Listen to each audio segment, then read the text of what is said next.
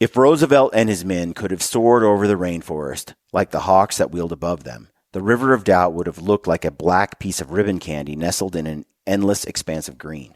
Here, at the start of its torturous journey northward, the river was so tightly coiled that at times it doubled back on itself, and in every direction the jungle stretched, dense, impenetrable, and untouched to the horizon. The expedition was finally preparing to descend into the Amazon basin from the highland plateau that it had just crossed. Even from the air, however, the river's path into the jungle lowlands was so capricious and the terrain so uneven that it frequently disappeared entirely beneath the dense green canopy, making it nearly impossible to follow. Rondon believed that the River of Doubt ultimately poured into the Madeira, the principal tributary of the Amazon River.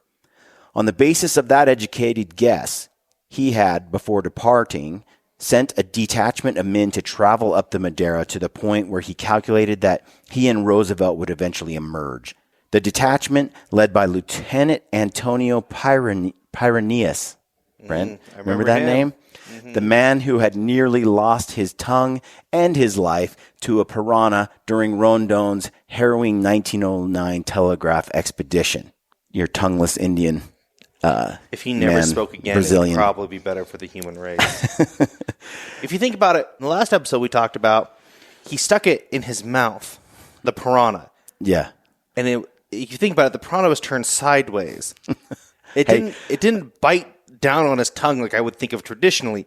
It bit his tongue sideways. Yeah, well, it's like a mini shark with razor blade teeth. So, welcome to the Gritty Podcast, folks. Today we are reading from the book Theodore Roosevelt's Darkest Journey, The River of Doubt by Candace Millard. This is, I don't know, episode 5 or something for... And what we haven't disclosed to you guys, this is actually a light horror book. This book is about Theodore Roosevelt's journey down through the heart of the Amazon, basically, on an unknown river. And how that, what happened on that journey. And it's one of the most incredible explorations that have ever taken place and is totally underappreciated or taught or mentioned, right? And it's an amazing journey. So we're covering it in a series of podcasts. If you missed the earlier podcasts, go back and check them out. I think they're well worth the listen. Mm-hmm. Just to get you up to speed, just in case you just want to jump in on today's show, where we're at right now and where the book is resuming, they have now traveled, Roosevelt was on this journey down the river of, down to South America doing a bunch of speeches as an ex-president of the United States. He's no longer president, and he's speaking in South America, and he decides one thing leads to another, and he ends up deciding to go on a major expedition of an unknown river through the heart of the Amazon, where you're more likely to die than survive, which later in the book you find out that multiple experienced and talented explorers tried to duplicate this journey in the years following Roosevelt's return, and they don't survive, or half of them they disappear forever, or some die and only partial survivals, and they don't actually make it through the river. Anyway, it's a harrowing trip, and Theodore Roosevelt, although he does survive the trip through the jungle, he's never the same afterward. So this is a harrowing adventure. A lot of things that have led to this moment where we're going to read from today is a series of sort of mistakes, shall we say, Brent? Kind of like, well... devil may care, like attitude. Oh, well, if I die, I die. If I don't, I don't. Let's do this thing. I feel like that's how he went about while he's picking his crew. I feel like the book's trying to introduce all these people, like the cast from Armageddon. You've got Badass 1, Badass 2, Badass 3, but really they recruited the entire Jackass crew. They did not. Those are not the people I would be in the woods with. Right. So what we're going to cover today, the last podcast, for those just to do a quick review. Kermit, his son, is on the trip.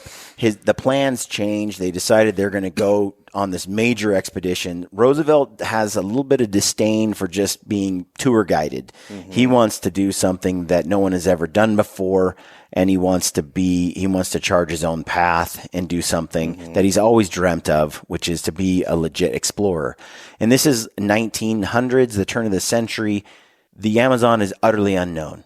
So you don't know if you're going to get in there and find dinosaurs. Like literally, you do not know. This is a fascinating time to be alive if you're an explorer, for sure. And the Amazon is foreboding and unknown. And we're going to get into that today, kind of what the issues are leading into. We still don't know much about the Amazon. And this is all pre-planes. Yeah. Like you couldn't fly over and kind of guess what's going on or anything like that. I've been on Wikipedia before the last 2 airplanes. Days. Yeah. I've been on Wikipedia the last 2 days trying to find out more about the Amazon. And they keep saying they use the word estimated a lot in this Wikipedia article. Yeah. And we still don't know anything about this place other than we have a really good idea of what its perimeter looks like. And from that, we've guessed how big it is. That's about it. Yeah. I think people have, even when I go on some backcountry hunts, I'm going to some places where I'm like, and this is in the lower 48, where I'm wondering, when was the last time someone came here? 30 years? 100 years? You can find places in this world that just nobody goes anymore, or if they ever did much. You know, that canyon that Ryan's bear fell into from those cliffs. There ain't been no one there forever. Like 200 feet off this cliff, and we get down there and we're sitting there and we're getting this bear broke down, and Ryan and I are sitting around, and Ryan goes, how many hundreds of years do you think it's been since a human has been in this particular little cliff slot? Like there's no reason to be there for any reason, but an animal we shot fell off the cliff and landed there. It's interesting. And then when you think of the Amazon and how impenetrable and dangerous the Amazon jungle is, it is mind-boggling. Do you want to know how impenetrable it is? Satellites can't even look at it. Yeah, you were saying that it's blocked by clouds. Yeah, the book gets into this, and it talks about how every day the trees breathe, and you can see them breathe, basically. The whole forest is like one giant monstrous organism. And it breathes, and then it sweats, and then it rains, and it just does it over and over and over. Continuously. Yeah. So NASA sent up a bunch of satellites in the 70s, and they had this project where they're like, we're going to map this SOB. Guess when they finally got a somewhat clear picture of it? Tell me. 2018. They have, again, estimated a map of what it looks like. And really, 2016, they sent up a new type of satellite. Yeah. It has a giant laser beam that it shoots down instead of trying to take pictures. Yeah. And with that, they've been able to get a better idea. Because before, basically, they were stocking it with like 20 or 30 satellites. And then the moment a little bit of cloud would break through, they'd start snapping pictures. And then they basically try to puzzle it together. And they've kind of, over the years, have gotten an idea. But basically, they got that laser beam up in the sky, and they have a pretty good idea now. You were telling me what they estimate, what percentage or something that they feel like they know about the Amazon? They still are not giving an estimation on that. I've scoured this Wikipedia article, and they will not say how much they actually have mapped out. So basically, all they really have an idea is really the perimeters. Yeah. And that's how they judge, like, we're losing so much, the forest, blah, we're harvesting it too much. Yeah. All that stuff really comes from the fact that the perimeter has shrank. Well, it's not mapped out at all. It is an insane part of the world. And the deeper we get into the book, the more it's going to freak you out. This Wikipedia article has freaked me out. I'm prepared for you now. And so back to the storyline here. One thing leads to another. The expedition becomes a full-blown exploration. Rondon, we talked about him. Rondon, he is a colonel or something, captain. He serves the government of Brazil, and he has been the leading man behind putting in railroads and things. And he is a fierce advocate for the native people that are there. And I went and read online. I figured out why that is the case because we've been wiping out those SOBs. So 500 years ago, they estimate that there are over 5 million indigenous people in the Amazon Basin. Mm-hmm. Now, the Amazon Basin takes up it's like 60% of it is in Brazil, and then it's in like some surrounding areas, surrounding countries as well. It's basically the Amazon jungle. Yeah. So 5 million, 500 years ago. Yeah. By the 1900s, there was less than 1 million. Okay. So around Rondon's time, they've lost 4 million indigenous people in the last 500 years. Yeah. And now it's really well documented. And now you're saying they estimate around 200,000 people left. In the 1980s, about 200,000. And the bulk of this was basically European conquest and, discovery. And most of the death was caused by viruses and diseases like smallpox that just wiped out the populations. What's crazy is there's like some documented 90 tribes that have had zero interaction from outside. Right. That's the thing that's kind of creepy to realize is that there are tribes that some were just discovered like 3 years ago or something for the first time. Yep. And they're those popping people up all over the place. Those people still to this day have no idea whatsoever that there's world out there like what's here today with airplanes and our cell phones and all that. They have pictures of these people, and they're bright red. Yeah. Because they're covered in mud and stuff. Right. But from a distance, they look like bright neon red. Yeah. I've seen some of these, and they're of course, they're, what do you call, primitive? Very primitive. So mud huts. Grass. Yeah. Did you ever watch that movie Medicine Man with Man. Sean Connery? I think it was Medicine Man, where it's set in the jungle. Him and a gal. It's an old movie. I remember glimpses of it in my brain. Anyway, you see them in the trees, in the canopy, and they're exploring. They're like scientists, I think they're trying to discover the cure for cancer or something. And anyway, they're close or whatever. It's like a 90s movie or something. Which the 90s were awesome. But yes, it's it's Sean Connery and Lorraine Bracco. Yeah. And the front of the cover is fantastic. Yeah. So that movie, if you haven't seen it, you should go check out Medicine Man. She's got a little white stripe across her face. But it reminds me, like, when I think Amazon, often I recall images from this film. And then if you go watch an Amazon jungle documentary, it's mind-boggling, the place. And so, like I said, as we get into the book, we keep getting on these tangents. But I swear we'll get back to the book here in just a sec. But I wanted to set the stage for you. Kermit is his son, and Kermit is preparing to go on this journey. Rondon, back to him. He would rather die and have the whole expedition, the whole exploration team die than kill an Indian. So he's very... I don't know if he feels that way, but he certainly doesn't seem to die. Well, I'm sure he feels that about his men. He seems willing enough to put himself in risk at dying. He's got 80 men in front of him. That's plenty of decoys. So they're making their way. It's a 2-month overland journey to the mouth of the river, to the headwaters of where they're gonna to the part where they're gonna launch their boats down the River of Doubt. And the river was discovered by Rondon 5 years earlier when half his expedition almost died, including the man that got his tongue bit off by a piranha, Pyrenees, and Pyrenees. Yeah, that's right. Did he come on this next trip? No. So as I read in the first part of the book, Pyrenees is waiting where they think the river ends, but it could be the wrong river. They don't know. And so he's waiting there to meet them, in a month or whatever it takes for them to That's exactly where I would put Pyrenees. Hey, go wait over here and we'll get there. Okay, so, and as we spoke last week, a bunch of people got dropped from the expedition because they were useless dead weight, like Fiala, Zom, Miller. On this journey, you're going to hear names. We have Roosevelt. We have Cherry, who's a naturalist for the museum, collecting specimens. We have Rondon. Theo and Kermit. And Kermit. And then a lot of camaradas. And they are the group of men that have been hired of various races, mixed races that are in Brazil, part black, part native, part everything. Indian, Mexican, like Spanish, Hispanic, like the whole mix, right? And they're getting ready to go on this journey.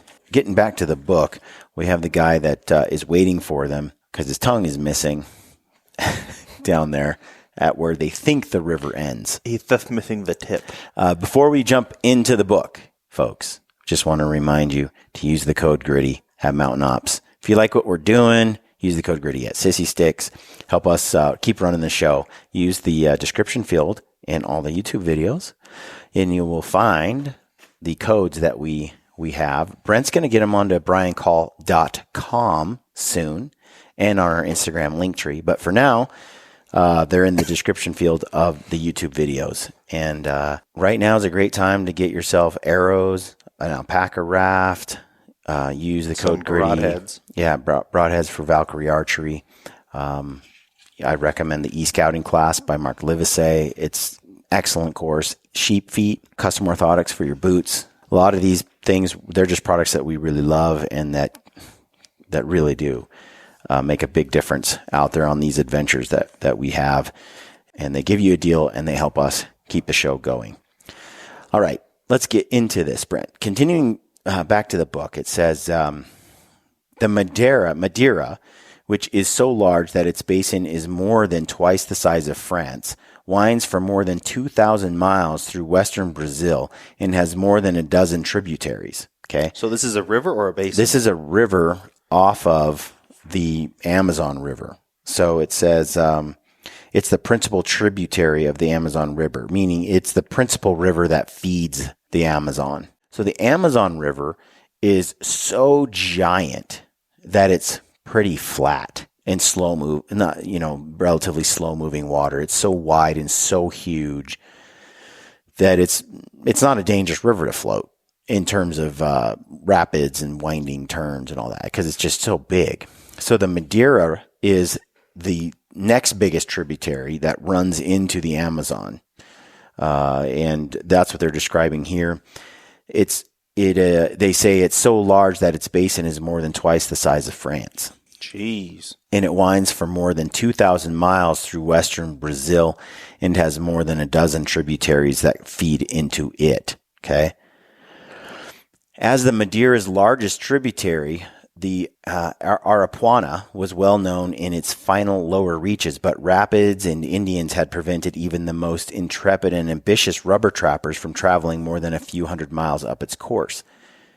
So they're just describing different rivers because the Amazon is just littered with all these little rivers and tributaries. The question is the River of Doubt, where does it play a role? What does it flow into and how does it make its way to the ocean? It says, Rondon had instructed Pyreneus to take a steamer up the Arapuana as far as he could, and then go by canoe to the point at which the river was known to split into long arms. He was to wait at this fork in the river in the hope that 2 or even 3 months after starting down the River of Doubt, the Roosevelt-Rondon scientific expedition would appear on the horizon. They're thinking, everything kind of runs into from the Madeira to the Arapuana to the main, Amazon River.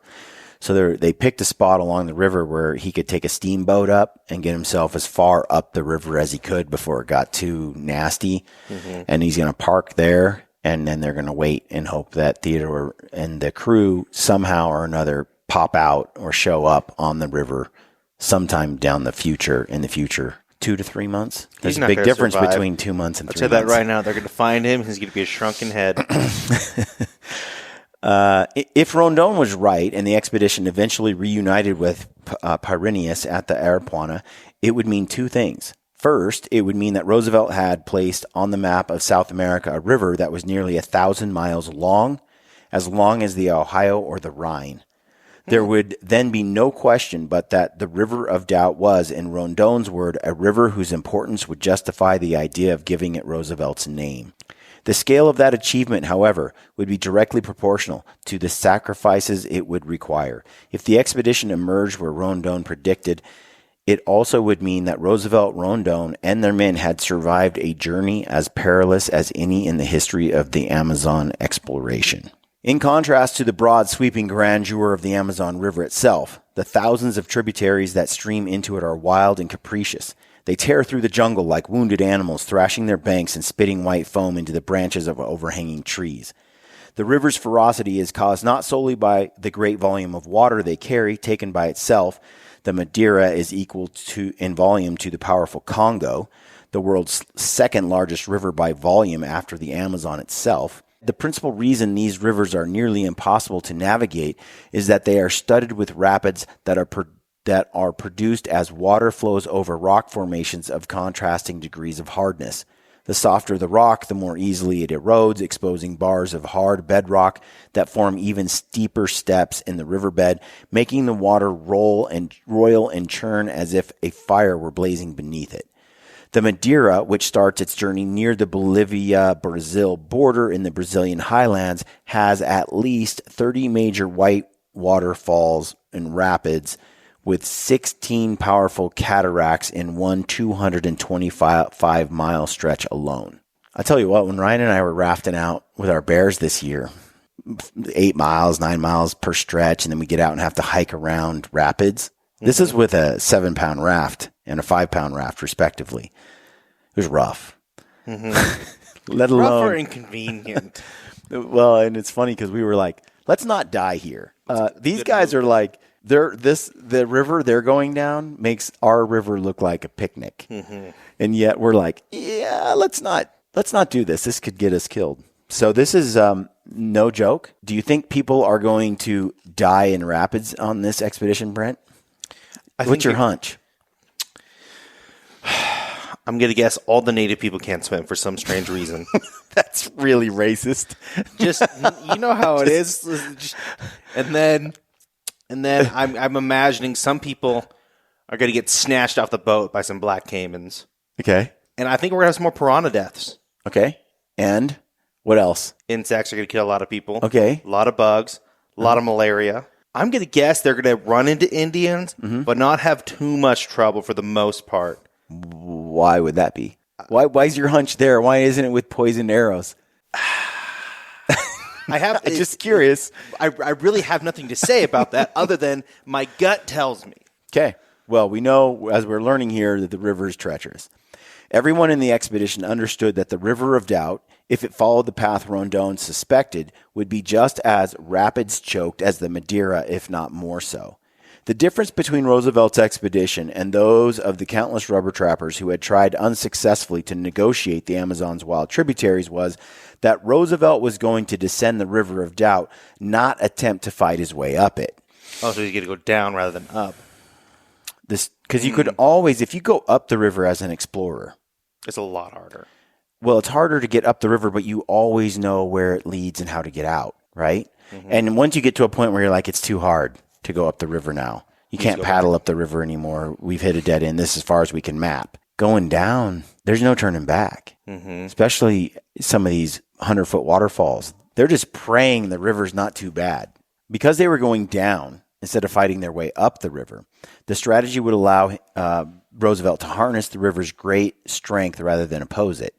But it represented a gamble of life or death proportions, because from the moment the men of the expedition launched their boats, they would no longer be able to turn around. The river would carry them ever deeper into the rainforest, with whatever dangers that might entail. When they reached the series of rapids, they would have to portage around them or mumble a prayer and plunge ahead. In either case, the option of returning the way they came was no longer available to them. They would find a way through, or they would perish in the attempt. It's not like you can just walk through the jungle. Like every step you have to kind of chop your way through, unless you're under the deep canopy, and even then, but you have so many things against you. And then when you're actually, you can't walk along the bank because anything that gets sunlight is just choked with brush. So there's no beach. There's no trail, river trail. Yeah, it's basically like you have like a cliff wall that you're going to run into with trees above you, or just trees. Yeah. On the spot where Rondon had abandoned his exploration of the River of Doubt 5 years earlier, the Rondon Commission had built a simple wooden bridge to straddle the river's roughly 65-foot expanse. Jeez. So the river is 65 feet wide, and his crew built a bridge over it. That's when he discovered the river 5 years before, recall, when half his crew, like he had 80 men, he returned with 30. It was all for the railroad and to explore, and for the telegraph for Brazil and to explore those regions. As Roosevelt at last stood on that bridge, listening to the swift, muddy water slap against the warped planks beneath his feet, he peered into the dark stretches of jungle ahead of him. This world which he was about to enter, for better or worse, was strange and utterly unfamiliar. And while his first glimpse into it was exciting, it was also deeply sobering. No one, not even the inscrutable Rondon, could predict what was around the next bend. Roosevelt was about to become an explorer in the truest and most unforgiving sense of the word. It was an opportunity he had dreamed of from his earliest childhood. Now, however, he realized that he would be called on to pay the full cost of his ambitions, and he found himself gravely unprepared for what might lie ahead. Even more disturbing than what they knew was what they did not know. The obvious riddle of the river's course was only one of 1,000 potentially lethal mysteries that now surrounded them. As they plunged deeper and deeper into the jungle, the riot of nature that enveloped them, from the crowded canopy overhead to the buzzing insect-laden air, became increasingly strange, unfamiliar, and threatening, to say nothing of the constant threat of Indian attack, which transformed every shadow into a potential enemy. You were telling me, Brent, you wanted to go on this expedition? Nope. You're like really jealous of this adventure? Nope. And this, what you might discover? Nope. Battle for survival? Nope. Did you miss the part earlier where you asked me if you were going camping for 14 days? And I said, not even close. The most immediate problem was how to negotiate the river itself. Shifting whirlpools and whitewater rapids were obvious dangers, but even a seemingly benign ripple could be deadly. The danger was in the eddy line, the point at which the current, which is running downstream, collides with the eddy, which is heading upstream, causing a powerful and chaotic swirl of water just underneath the surface. To deal with the unpredictable dangers of powerful rapids, American river explorers had tried a variety of specialized boats, eventually developing an unusual swayback drift boat with a shallow draft and high aft and stern, which made it possible to ride out the churning whitewater, like your fly fishing drift boats today. Okay. The remoteness of the River of Doubt and the chaos of the overland journey, however, meant that Roosevelt and his men would have no such equipment. Although Roosevelt had left New York with more boats than he could possibly need in the Amazon, he had, incredibly enough, arrived at the river with no boats at all. He had chosen to leave Father Zom's 800-pound motorboats, the Edith and the Notre Dame, in Rio de Janeiro after it had become clear that they were far too heavy to haul through the rainforest. Then, during the overland journey, the men had agreed to abandon Fiala's Canadian canoes for utilitarian reasons when their failing oxen could no longer carry even those light watercraft. So they had to ditch the boats. They were just too much to try to get back through the jungle for a 2-month journey. Remember, there were all those boxes and crates of gear just found on the roadside. I mean, I've been on some backpack hunts where you're just like, I can't do it. You just start ditching stuff. Early in my career, I remember going to not Hell's Canyon, it was Eagle Caps. And we just brought too much stuff. Then we killed animals, and then we had to pack it out. And you're just like, you're sacrificing all sorts of stuff along the way. You're like, I'll have to come back and get that next year. Like, this is just too much.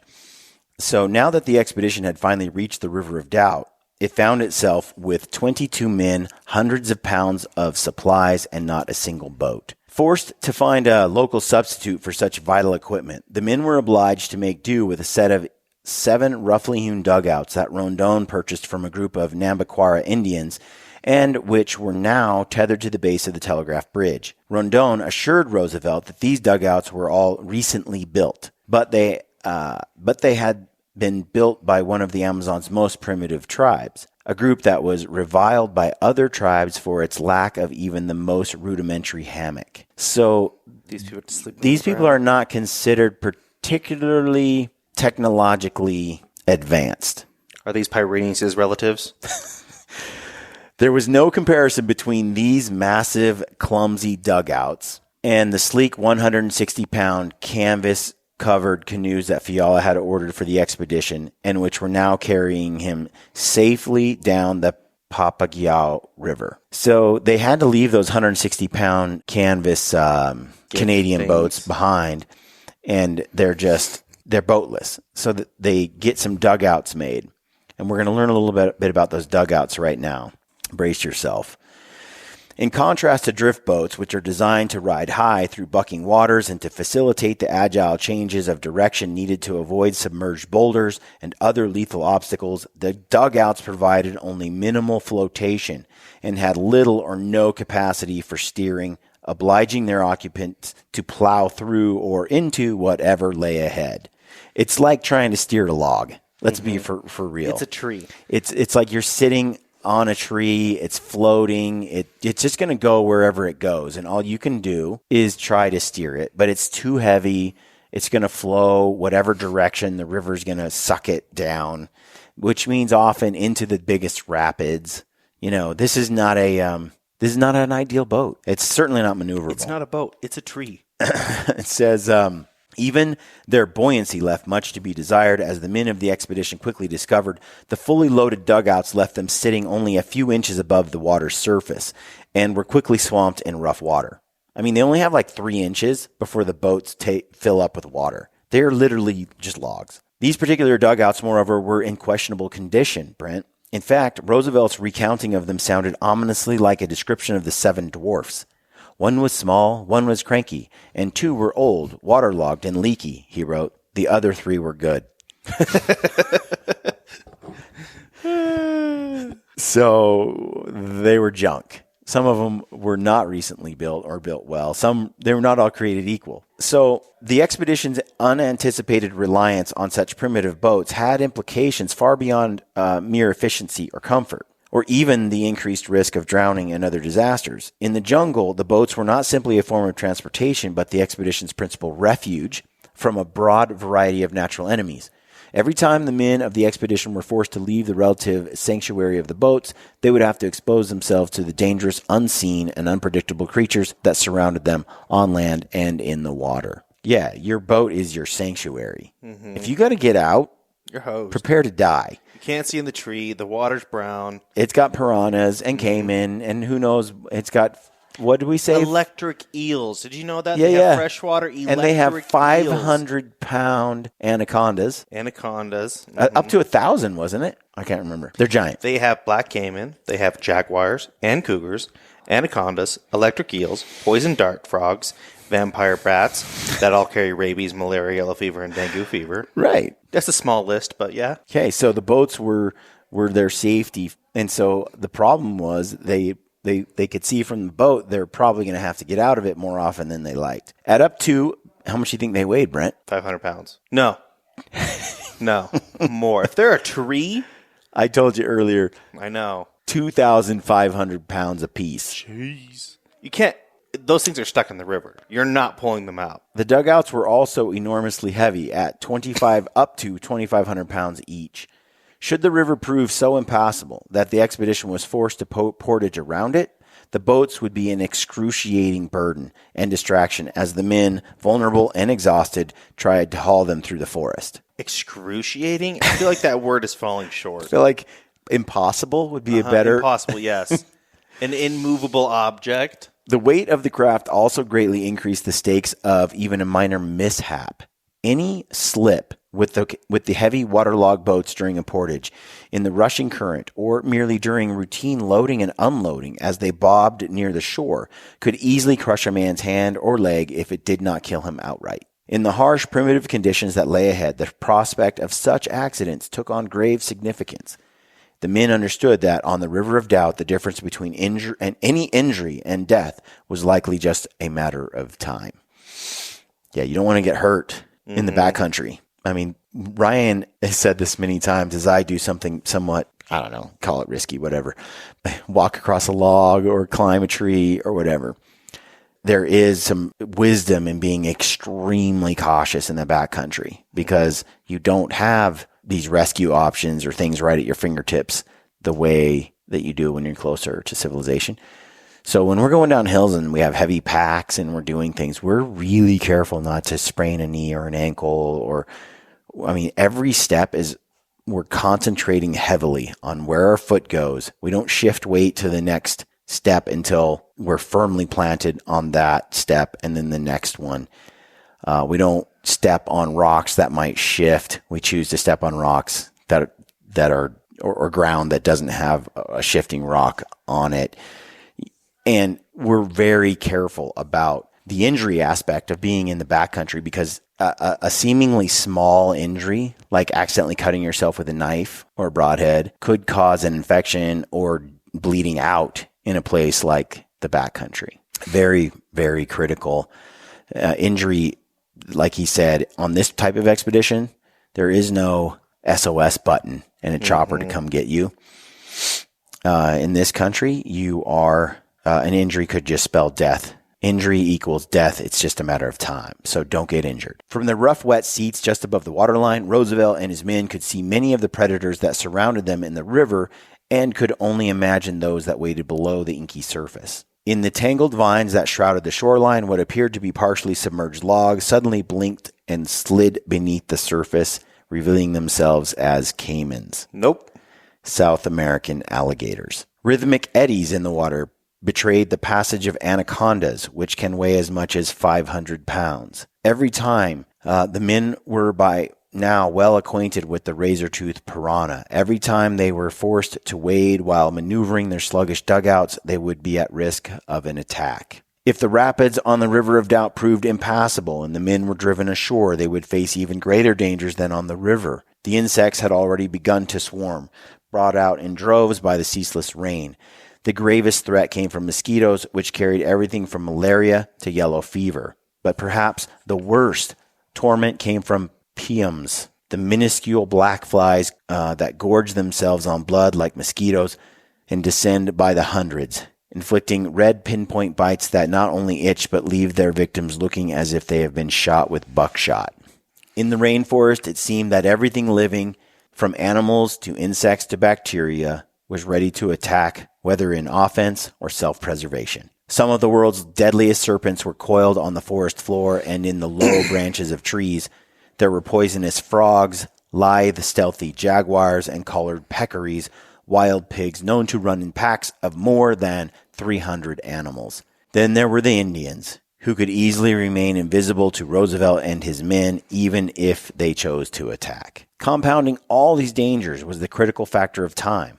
The kind of delays that they had experienced during the overland journey for 2 months would be more than frustrating while they were on the river. They would be deadly. Not only would each extra day they were forced to spend on the river leave the men more vulnerable to predators, disease, and Indian attack, but it would bring them that much closer to starvation. Every time their clumsy dugouts obliged them to portage around rapids, the men would expend more and more precious calories and would have to spend more time attempting to hunt or find food, slowing the expedition even further. Jeez. Okay. So you see kind of what they're dealing with and what they're up against. Why didn't they mention anything about the river dolphins? What river dolphins? The river dolphins. That's just what they call them, the Amazonian river dolphin. What is a freshwater dolphin? It's a freshwater dolphin that lives in the Amazon. Is it dangerous? Does it eat people? You know, I mean, maybe because there are freshwater sharks too, cruising up the Amazon from the ocean. Well, I was reading up on black caimans, and it's saying like they occasionally eat Amazon river dolphins, which they just Wikipedia just drops things like in there like that all the time, right? But yeah, there's dolphins in the Amazon River. There's a lot of things that can bite, you know, and this is just painting the picture of what they're up against in this chapter here. And now we're going to figure out that Fiala, who was in charge of preparing for the expedition, who was the failed explorer of the Arctic. Yeah, it wasn't a failed expedition. He got stranded for 2 years. Yeah. And the only reason they survived was because they found another shipwreck. Right. But his skill in the Arctic and what he learned there really wasn't very useful when it comes to the Amazon, and we're about to read about. He basically was living the Donner Party, Brian. Yeah, he didn't learn a whole lot on that expedition. So here we go. It says, as the men inventoried their baggage, their concern about Fiala's preparations began to turn into alarm. Remember, they're at the head of the river. They're getting ready to go down it, and now they're starting to pack and prepare for the trip, and they're deciding who's going to come, who's going to go, which camaradas are going to travel with them, which boats, who's going to be in which boat, right? Mm-hmm. Most of the equipment, they're talking about Fiala now. Remember, Fiala worked at a sporting goods store after he was a failed explorer and casually got invited on the trip by Father Zom, and Roosevelt's like, sure, whatever. So here we go. Most of his equipment was useless, or as it had been appropriately termed, doodle dabs. As Miller, sweet doodle dabs, bro. As Miller wrote to Frank Chapman, the head of the American Museum of Natural History. So who called him a doodle dab? This is Theodore? Miller, the one that was the bird or mammal naturalist hired by the museum to go on the expedition. He wrote back to the museum and was like, dude. And so he referred to them as doodle dabs. I'm telling you, Brian, they spoke so much cooler than, remember when he called what's his bucket a flub dub? Yes. Like, doodle dabs. Doodle dabs. The rations were an even larger and more critical problem than the equipment. When the men pried open several of Fiala's crates, they were stunned by what they found. We discovered here whole cases of olive oil, cases of mustard, malted milk, stuffed olives, prunes, applesauces, etc., even Rhine wine, Miller told Chapman. Such gourmet condiments were all nice enough in their place, he wrote, but on such a tremendous journey, they were useless. Useless. Yeah. If you're just going to float down a giant river on a steamboat, you could bring all this crap with you. You can imagine Fiala being like, yeah, let's get some olives. and where he's like, it reminds me of like if I had Abigail shop for our trip and she's like, what's my budget? And you're like, thousands. And then she just goes and buys what she wants. Like there's just a whole lot of buying what you want, but not a whole lot of buying what is practical or makes sense. Seems like that's kind of how Fiala ran the show. The book, going back to the book, even if they had begun the expedition with full rations, Fiala had assumed that the men would rely heavily on hunting to supplement their diet. For meat, he wrote, the rubber hunter and explorer depends upon his rifle and fishhook. Each food tin weighed 27 pounds, and it would have been nearly impossible for the expedition's dugout canoes to carry enough tins to feed every man every day. So there's a difference between freeze-dried backpacking food and gallon jars of pickles. Yes. Apparently there's no nutritional value to a pickle. Apparently there's olives, jars of them, and mustard, and whole cases of stuffed olives and applesauces. Can you imagine bringing jars of applesauce versus a fruit leather, dehydrated, apple leather? Some hardtack. You know what I did not hear on that list was jerky. No, it's not on here. No, it's just wild. So anyway, their supplies are useless to their horror. Here they are. They didn't open the boxes or pre-check all that stuff before it. So now they're there. They're getting ready to float the river. And as they go through it, they're like, even after they ditched all the men, and Fiala had said, like, we have enough food for this many people in this many crates. But he failed to, like, explain that you'd need a ship to carry the type of food he brought, not a dugout canoe. Canoe, ship, same thing. With no experience in the rainforest, Fiala had no basis for his assumption that the expedition would be able to find enough game to sustain itself, and his expectations would prove to be wildly unrealistic. So basically, he brought all these condiments, Brent, because he's like, as he wrote, for meat, because you mentioned there's no jerky by design, because he said, for meat, the explorer depends upon his rifle and his fishhook. Bro, this isn't the Oregon Trail video game. You can't just get a bunch of bullets and expect to get to your destination. It reminds me of that time in college where Chad and I backpacked into this area. We thought it would be cool to live off what we caught for fishing. No, that's just how do you be grumpy. And we had fished here hundreds of times throughout the year.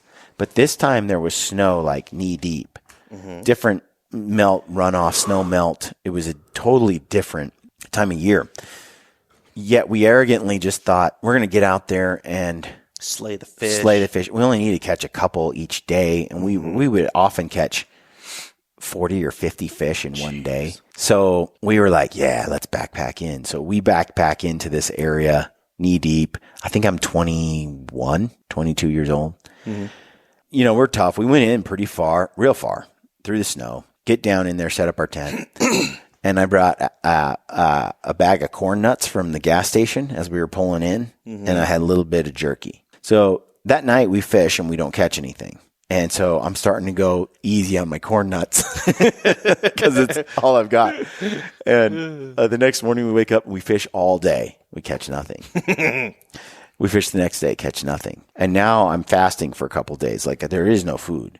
And Chad didn't bring anything either. And we're pretty far. We're miles out on an empty stomach without eating. We do have water, plenty of water, but I just recall trying to fish and the runoff was so intense that it was just crazy rapids in the river and brown water. It's like, how are you going to catch anything in this river? We had snagged or lost our lures. We'd been fishing with lures. We're desperate. And I remember I had one gigantic lure, like it was like 3 or 4 inches long. I don't even know where it came from. It was just kind of in the kit. And I got nothing left to fish with. So Chad and I are like, well, let's tie it on. And I chucked that thing across the river. And I start reeling in. This massive rainbow trout, just like a lurking shark, just comes out and hits that lure.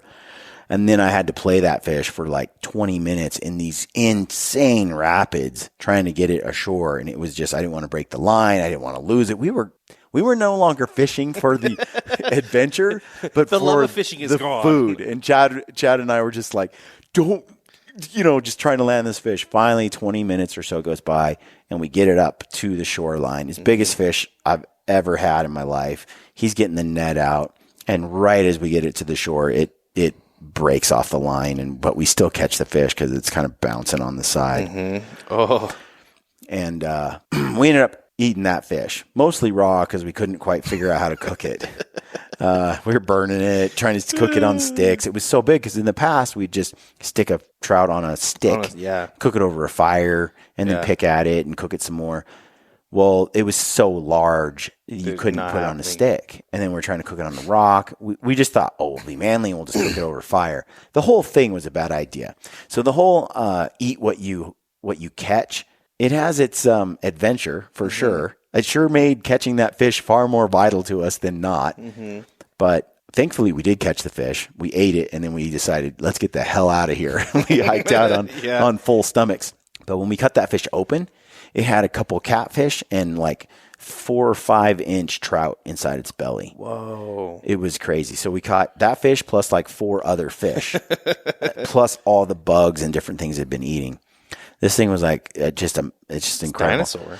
And I'm still to this day bitter and angry about it because as we were leaving the house, I told Chad, I asked Chad, did you grab the camera? This is before cell phones, right? Or cell phone cameras. I'm like, did you grab the camera? And he's like, he thought and he realized, no, but I don't want to go back in and get it.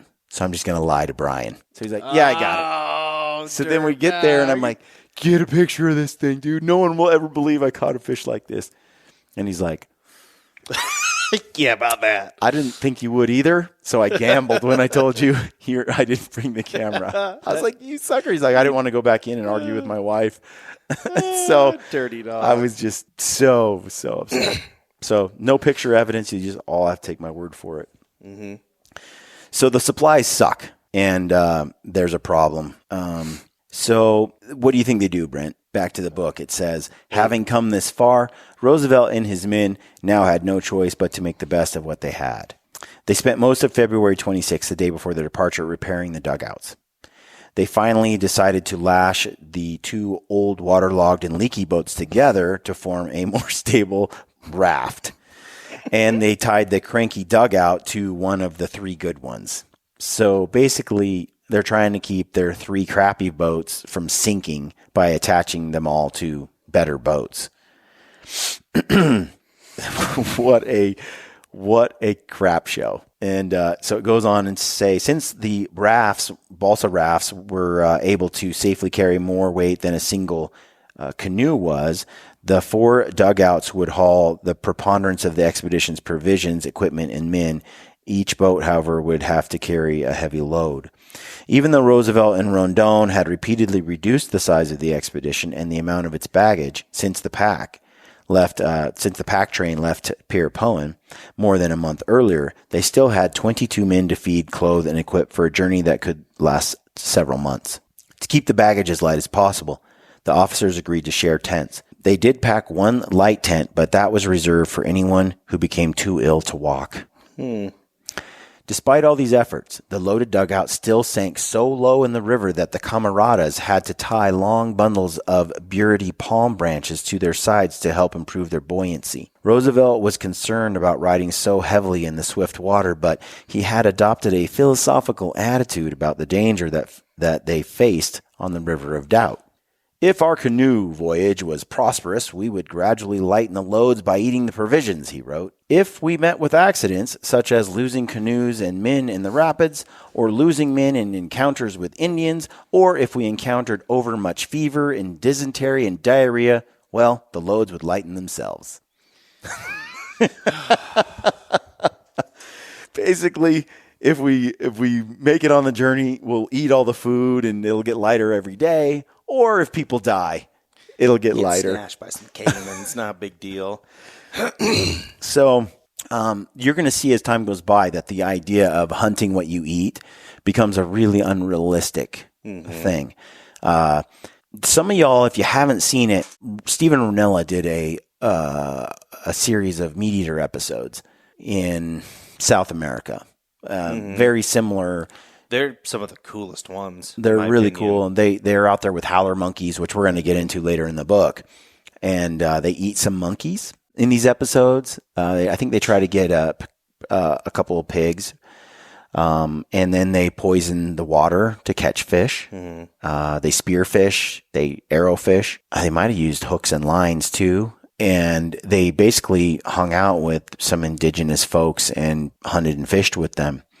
And you should go watch it. It'll give you a feel for what the Amazon is like. I think they're further north than the Amazon. I can't remember where the actual location is. Perhaps it is right in the Amazon. Can't remember.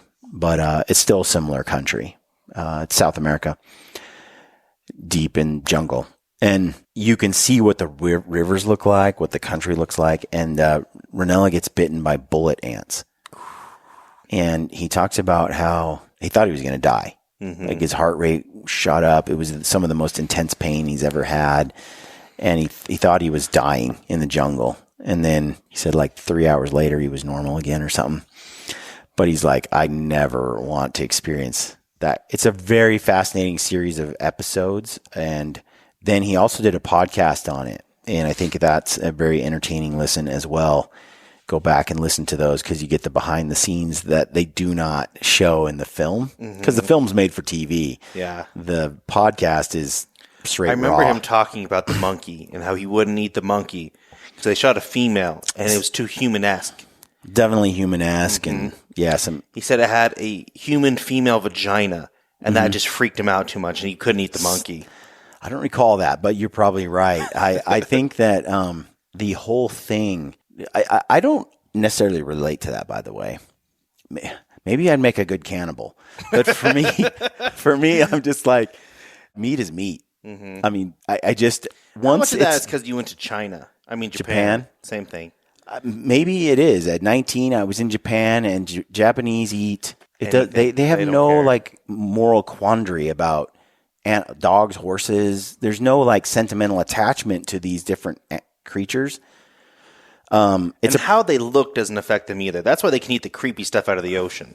No, it's just no. They're. I think this might sound funny, but Japanese seem far more logical and less emotional than Western society, and so they're not. They're like logically, it's like it's meat, it's protein.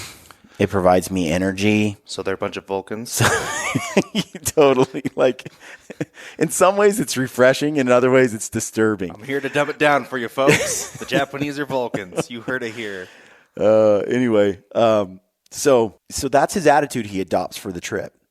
And then right here at the end of this chapter, it says, finally, everything was in place, and just after 12 noon on February 27, 1914, Roosevelt carefully climbed inside his narrow dugout and found a seat on a bag that had been stuffed as tight as a sausage. As soon as the camaradas pushed off the banks, he immediately felt himself being swept up in the river's rushing current. The last thing he heard before he was carried too far down the river for Miller's voice to reach him was a hearty good luck.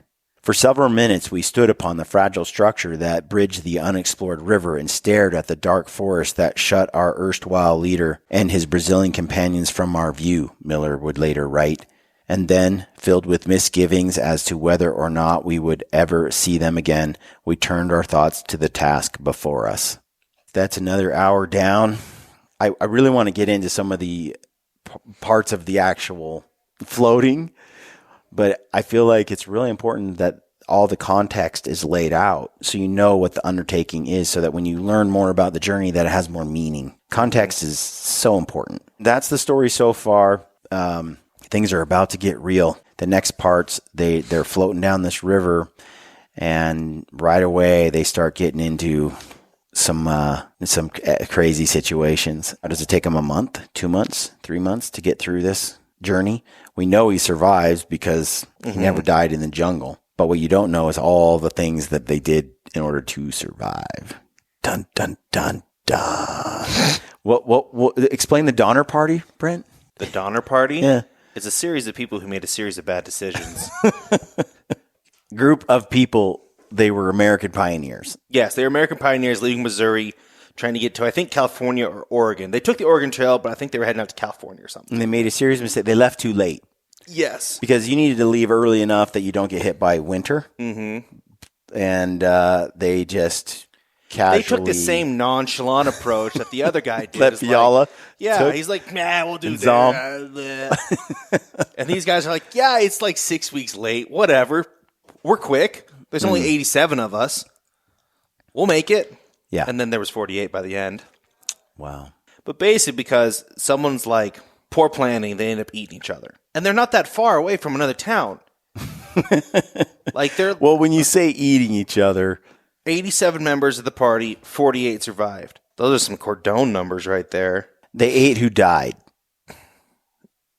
Sure, yeah, Got another one.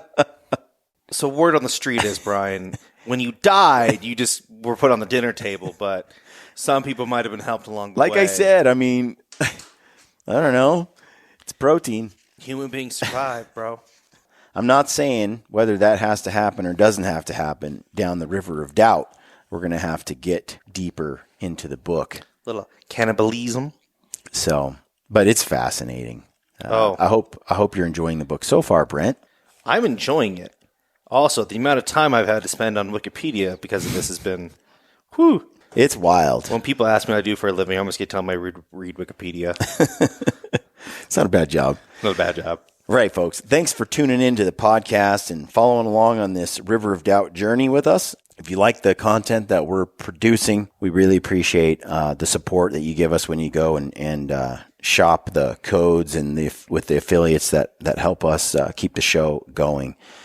Check out the description field in all of our YouTube videos. Subscribe to our YouTube channel. Please like our videos. Leave comments.